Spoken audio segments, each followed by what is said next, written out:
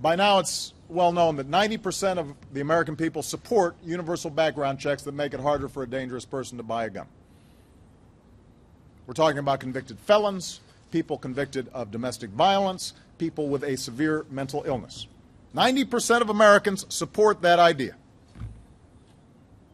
Most Americans think that's already the law.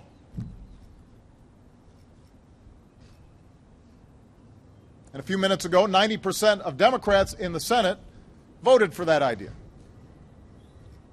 But it's not going to happen because 90% of Republicans in the Senate just voted against that idea.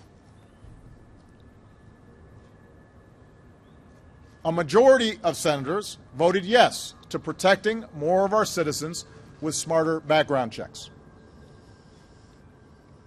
But by this continuing distortion of Senate rules, a minority was able to block it from moving forward.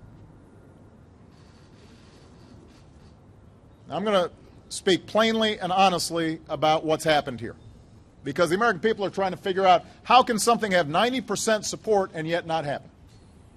I've heard folks say that having the families of victims lobby for this legislation was somehow misplaced. A prop, somebody called them. Emotional blackmail, some outlets said. Are they serious? Do we really think that thousands of families whose lives have been shattered by gun violence don't have a right to weigh in on this issue? Do we think their emotions, their loss, is not relevant to this debate?